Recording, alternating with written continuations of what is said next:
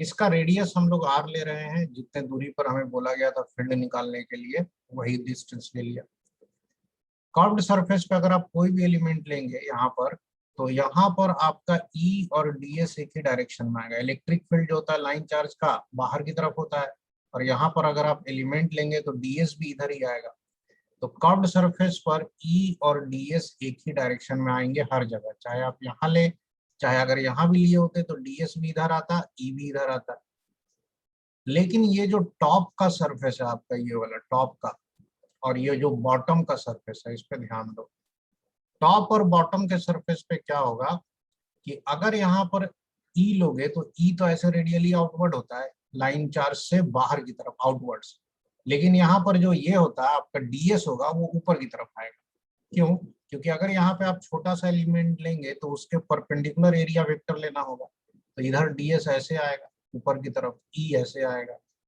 Same चीज इधर भी होगा, वही चीज इसमें भी होगा, नीचे वाले डिस्क में भी, नीचे वाले भी डिस्क में यही प्रॉब्लम होगा। कहीं भी लोग है, जैसे यहाँ लेंगे कोई एलिमेंट, तो ई तो यहाँ पर लाइन चार्ज की वजह से इधर आएगा बाहर की तरफ, लेकिन यहाँ पर जो डीएस लोग है छोटे से एलिमेंट का एरिया वेक्टर, वो ऐसे परपेंडिकुलर आ गया एरिया के परपेंडिकुलर, तो पता चलेगा ई और डीएस परपेंडिकुलर है। यहाँ पे भी कोई एलिमेंट लोगे तो ऐसे ही होगा। तो होता क्या है कि ऑन फ्लैट सरफेस, जो दोनों फ्लैट सरफेस है, सरफेस ई डॉट डीएस जो है वो आपका हर जगह जीरो है। तो on flat surface integration of E dot DS will be zero. ठीक है, अब लगा के देखते हैं हम लोग गॉस लॉ। गॉस लॉ लगाएंगे तो गॉस लॉ लिखता है कि E dot DS for any closed surface is Q enclosed upon epsilon not. ठीक है, अब इस ई डॉट डीएस में आपको तीन सरफेस है जिसके लिए ई डॉट डीएस निकालना है। दो तो फ्लैट सरफेस है और एक कर्व्ड सरफेस है। तो इसको हम लोग लिखेंगे ई डॉट डीएस। ठीक है, इंटीग्रेशन में से सर्किल साइन हटा दिया और ई डॉट डीएस को हमने दो बार लिखा। ओके, दो बार क्यों लिख रहे हैं? ये वाला पहला वाला इंटीग्रेशन जो लिखा है वो कर्व्ड सरफेस के लिए, कर्व्ड वाले पार्ट के लिए, और ये वाला जो है ना वो फ्लैट वाले पार्ट के लिए। फ्लैट मतलब जो ऊपर और नीचे वाला है। And this is equal to Q enclosed by epsilon naught. Q enclosed को हम लिख रहे हैं lambda L divided by epsilon naught. तो ये कहाँ से आया? ये जो सिलेंडर है इसका लेंथ हमने एल ले लिया, तो यहाँ से यहाँ तक का चार्ज जो है वो इंक्लोज्ड हो रहा है सिलेंडर के अंदर। तो अगर लेंथ एल है then the charge enclosed will be equal to lambda L. ठीक है, अब इसमें ये जो फ्लैट पार्ट वाला है ये तो जीरो हो जाएगा, क्योंकि ऊपर में लिख दिया फ्लैट सरफेस में ई डॉट डीएस जीरो होगा, क्योंकि ई और डीएस आपस में परपेंडिकुलर है। कर्व्ड सरफेस में निकालेंगे तो इस पूरे गोलाई वाले कर्व्ड सरफेस में ई तो हर जगह मैग्नीट्यूड में सेम ही होगा, तो ई इंटू बचेगा इंटीग्रेशन ऑफ डीएस। ठीक है, ये हो गया lambda L upon epsilon not. अब ई जो है छोड़ दो, डीएस का मतलब हुआ स्मॉल एरिया यहाँ का, तो स्मॉल एरिया का इंटीग्रेशन करेंगे तो ये पूरा एरिया देगा। अब मैथ के स्टूडेंट जानते होंगे एक सिलेंडर का ये कर्व्ड सरफेस एरिया लेना है, तो सिलेंडर का जो ये कर्व्ड एरिया होता है वो होता है 2 पाई आर। 2 π r h। ये होता है that is equal to lambda L upon epsilon naught. इसमें से देख लो एल कॉमन है, कट जाएगा, जो बचेगा वहां से इलेक्ट्रिक फील्ड आ जाता है। तो ये इलेक्ट्रिक फील्ड आ गया lambda by 2 pi epsilon naught R. ठीक है, इसी को हम लोग अगर 4 कर देना, 4 पाई इप्सिलॉन नॉट, तो ऊपर में 2 आ जाता है, तो इसी को हम लोग लिखा करते थे 2k लेम्डा बाई आर। इसका फॉर्मूला लिखवाए थे ना शुरू में, ये इसी को लिखा करते थे। तो ये उस फॉर्मूले का डेरिवेशन हुआ। डेरिवेशन क्यों किया? बड़ी अजीब सी बात है, ये डेरिवेशन आपको जेई में नहीं आएगा, ये डेरिवेशन नीट में भी नहीं आएगा, नीट में तो आ भी नहीं सकता, ऑब्जेक्टिव होता है। तो कहाँ होगा? ये बोर्ड में आता है। derive the formula of electric field या find electric field due to uniformly charged wire using Gauss law लिख देगा, तो फिर तो भैया यही करना पड़ेगा। बाकी कंपटीशन में हमें सिर्फ इस फॉर्मूले से मतलब रहता है 2k लेम्डा बाई आर से। नोट करो, कोई डाउट है पूछो। अगर लॉन्ग पाइप दे दे तो क्या करेंगे, ठीक है ना, खाली लॉन्ग पाइप लिख के समझा देते हैं।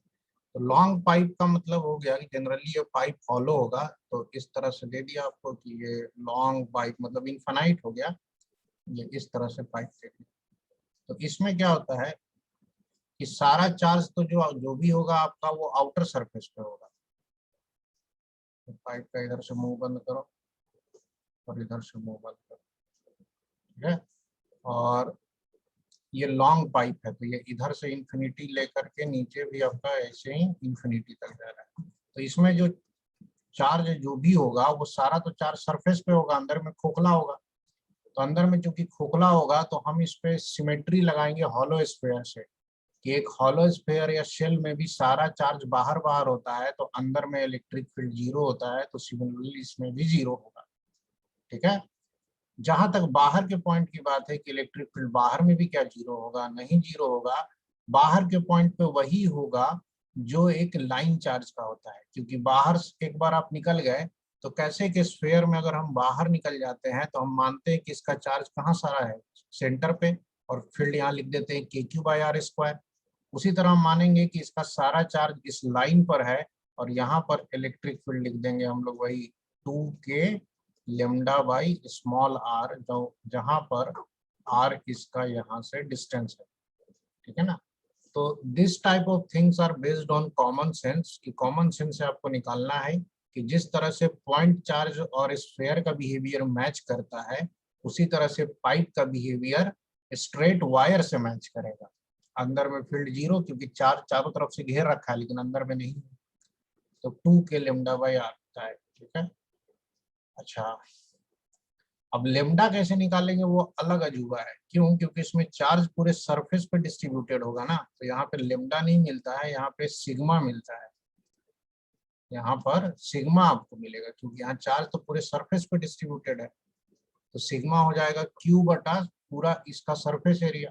तो सरफेस एरिया जो है ये कर्व्ड वाला लेंगे जी ना, तो ये हो जाएगा 2 पाई जो भी रेडियस है इंटू L, जबकि लेमडा जो होता है वो चार्ज बाय लेंथ होता है।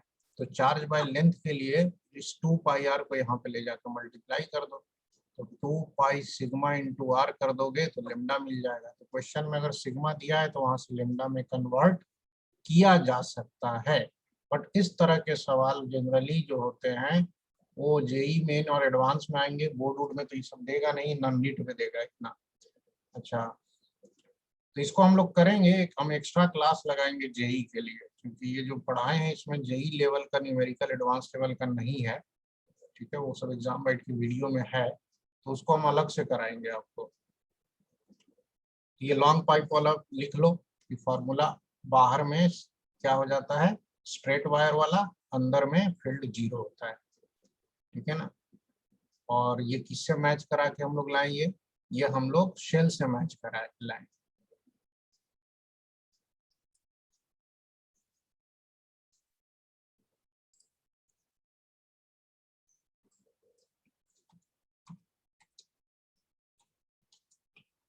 Electric field due to an uniformly charged sheet, इसका भी हम लोगों ने फॉर्मूला लिखा था σ/2 ε0। अब इसका डेरिवेशन करेंगे यूजिंग गॉस लॉ, ठीक है। What is uniformly charge sheet, ये पहले ही बताया था। चार्ज हमेशा शीट जो दिया जाएगा वो लार्ज दिया जाएगा। शीट का मतलब होता है कागज का पन्ना, ये है वह, दिस इज कॉल्ड शीट, ठीक है ना। ये शीट है, इधर से भी इंफिनिटी है, इधर से भी इंफिनिटी है, इधर से भी इंफिनिटी, इधर से भी इंफिनिटी, ठीक है। सब तरफ से इंफिनिटी है, तभी इसको लार्ज शीट कहा जाता है। इसके ऊपर चार्ज डेंसिटी सिग्मा से रिप्रेजेंट किया जाता है। क्यों? क्योंकि चार्ज इसके पूरे एरिया पे फैला होगा, ठीक है। तो चार्ज डेंसिटी होता है Q/A। टोटल चार्ज नहीं बताया जाता है। क्यों नहीं बताया जाता है? क्योंकि टोटल चार्ज बताने जाओगे तो सिग्मा इंटू एरिया लिखोगे, बट इसका एरिया तो इन्फिनाइट है, तो चार्ज भी आपका क्या हो जाएगा, इन्फिनाइट। तो मीनिंगलेस हो जाता है कि टोटल चार्ज कितना है बताइए, तो नहीं बता सकते क्योंकि एरिया बहुत बड़ा है। इसीलिए ऐसे केस में हम लोग चार्ज बताने की जगह क्या बताते हैं, चार्ज डेंसिटी बताते हैं। ठीक है, तो सिग्मा इसका क्यू बाई ए। अब इस शीट को हम लोग जब अपनी कॉपी में ड्रॉ करते हैं तो शीट को ऐसे ना दिखा करके हम लोग कैसे दिखाते हैं, एक ऐसे पतले से लाइन की तरह दिखाते हैं। इसका मतलब ये नहीं होता है कि ये लाइन है, लाइन की तरह दिखाते हैं, लेकिन इसका मतलब होता है कि ये बोर्ड के आर पार है। आपको ये वाला कोना दिखा दिया गया, ये वाला, मतलब एक तरीके से समझो तो ये वाला आप कोना देख रहे हैं, ये वाला खाली, बाकी अंदर में है। इसका चार्ज डेंसिटी सिग्मा है, ऊपर भी ये इंफिनिटी तक है, नीचे भी इंफिनिटी तक है, और इसमें आपसे कहा जाता है कि सामने में फील्ड निकालो। ठीक है, अब इसकी जरूरत नहीं है, इसको हटा देते हैं। तो इसमें फील्ड निकालने के लिए पहला स्टेप फिर से वही होगा कि हाँ भाई, हम लोग गॉस लॉ लगाने के लिए क्या लेंगे, गॉसियन सरफेस। अब इसमें भी गॉसियन सरफेस सिलेंडर लेते हैं। तो मान लीजिए कि आपको स्मॉल आर डिस्टेंस पे निकालना है, शीट से स्मॉल आर डिस्टेंस पे, तो स्मॉल आर लेंथ का यहाँ सिलेंडर लेंगे। यहाँ हॉरिजॉन्टल सिलेंडर ले रहे हैं, जबकि अभी जो लाइन चार्ज था उसमें हमने वर्टिकल सिलेंडर लिया था। और इसको जानबूझ के लाइट कलर में इसलिए बना रहे हैं क्योंकि इसके पीछे मंशा ये है कि ये जो हम गॉसियन सरफेस लेते हैं, इमेजिन करते हैं, ये हाइपोथेटिकल सरफेस होता है, ये सचमुच का सरफेस नहीं होता है। तो स्टूडेंट के दिमाग में ये ना आ जाए कि सचमुच का सिलेंडर आर पार इसके पार करा दिए, ये सचमुच का नहीं है। ठीक है ना, ये इमेजिनरी होता है, इमेजिनरी, ऐसे मन में माना जाता है, और इसका नाम ही होता है गॉसियन सरफेस। और हमेशा गॉस लॉ किसी न किसी गॉसियन सरफेस पे ही लगाया जाता है। ठीक है, तो अब हम लोग क्या करेंगे कि इसमें भी देखेंगे, पहले तो लेंथ वेंथ सब लिख देते हैं। इसका डिस्टेंस जो है यहाँ से आर है, इधर से भी आर है, ये एरिया आपको पता ही है, पाई आर स्क्वायर लिख सकते हो इसको, या इसको ए भी लिख सकते हो। अब इसमें क्या करेंगे, सबसे पहले क्यू इनक्लोज समझा देते हैं। क्यू इनक्लोज होता है सिग्मा इंटू एरिया। तो एरिया आपका कौन सा वाला होगा, ये जो एरिया आपने ये वाला लिया है ना, जिसको पाई आर स्क्वायर भी कह सकते हो, वो वाला है। इतना ही एरिया तो यहाँ से ये इनक्लोज कर रहा है, अगर ध्यान से सोचो तो। ठीक है ना, तो इसी एरिया का चार्ज नहीं इसमें इंक्लोज होगा, पूरा शीट का चार्ज थोड़े इंक्लोज हुआ है। दिस इज समथिंग लाइक कि घर में अगर आपने इस तरह से मान लीजिए कि रोटी बेल दिया, रोटी, ठीक है, और एक आप ग्लास लेके आए, ऐसे ग्लास, और इस ग्लास को इस रोटी के ऊपर लगा करके अगर आर पार कट करा दोगे तो ग्लास तो इतना ही नहीं एरिया कट करेगा, और कट करके निकाल के लेके चला जाएगा। तो इसी तरह से ये सिलेंडर इस शीट को फाड़ते हुए ऐसे निकाला है, तो बीच में से जो एरिया कट किया होगा वो सर्कुलर एरिया होगा, सेम इतना ही।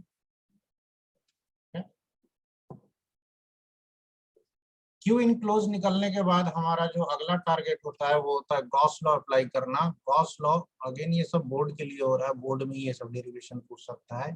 ई dot D S equal to क्या होता है, Q enclose upon epsilon.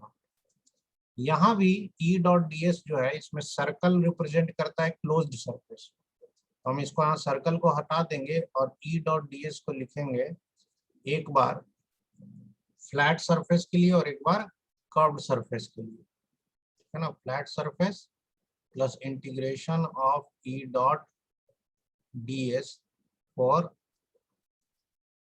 Curved surface, that is equal to q enclosed, that is sigma a divided by epsilon naught। अब देखो एरो कहाँ गया, ये जो आपका फ्लैट सरफेस है, यहाँ पे ds भी बाहर होगा और यहाँ पर इलेक्ट्रिक फील्ड भी तो बाहर ही आएगा, तो यहाँ पर E और ds जो है वो दोनों बाहर आएंगे। ठीक है, जो इसमें होगा वो इसमें भी होगा, यहाँ पे भी देख लो तो एरिया वेक्टर इसके परपेंडिकुलर। ठीक है, और इलेक्ट्रिक फील्ड जो होगा वो शीट का राइट साइड में इधर होता है, तो लेफ्ट साइड में इधर होता है, तो ds वेक्टर भी इधर ही आएगा। दोनों E और ds एक ही डायरेक्शन में होंगे। ठीक है, E और ds। लेकिन ये जो कर्व्ड पार्ट आपने लिया है ना, ये ऊपर से नीचे ऐसे गोलाई वाला, इस कर्व्ड पार्ट में हर जगह E और ds परपेंडिकुलर हो जाएगा। जैसे यहाँ पे लोगे तो इधर आ जाएगा आपका ई, एरिया नहीं है, ये है आपका इलेक्ट्रिक फील्ड वेक्टर, और यहाँ पर आपका आ जाएगा ऐसे ds वेक्टर। तो कर्व्ड पार्ट में E डॉट ds जीरो हो जाएगा, क्योंकि यहाँ पर आपका परपेंडिकुलर पड़ रहा है। तो ये जो कर्व्ड पार्ट है आपका, इसमें E डॉट ds जीरो हो जाएगा, तो ये हट जाएगा। फ्लैट सरफेस में देखो ई डॉट डी एस का इंटीग्रेशन करोगे तो ये ई इंटू एरिया आएगा, इसको डबल कर देंगे। क्यों? इधर का भी ई डॉट डी एस और इधर का भी ई डॉट डी एस, तो ये हो गया 2EA, और इधर राइट साइड में तो जो था सिग्मा ए अपॉन इप्सिलॉन, ठीक है। Area will cancel out, so electric field will be equal to sigma by 2 epsilon naught, ये ना फॉर्मूला था। तो इस तरीके से ये गॉस लॉ का यूज करके फॉर्मूला डिराइव हुआ सिग्मा बाय 2 इप्सिलॉन नॉट, और इसमें आर नहीं आ रहा है। इसका मतलब है कि शीट के चाहे नजदीक रहो या थोड़ा दूर चले जाओ, आपका इलेक्ट्रिक फील्ड हर जगह सेम है, ठीक है। This electric field is uniform, note करो।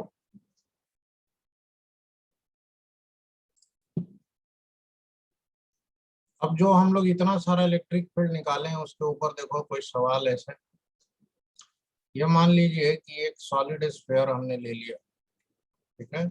इस सॉलिड स्फीयर के बारे में कुछ कुछ डाटा दिया हुआ है इसका, ठीक है। रेडियस दिया है 10 सेंटीमीटर, ठीक है। इसका चार्ज डेंसिटी दिया हुआ है, चार्ज डेंसिटी, ठीक है। और चार्ज डेंसिटी दिया हुआ है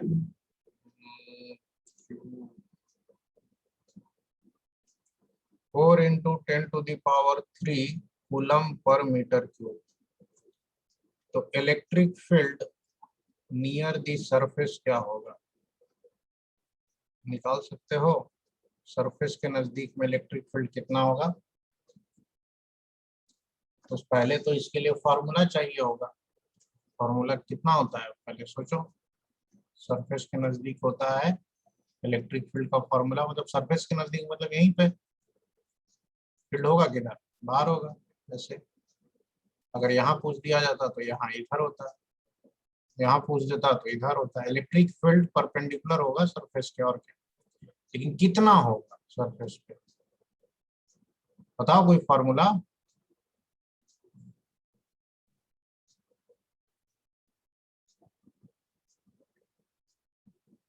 नहीं याद आ रहा है? KQ/R/R³ sir.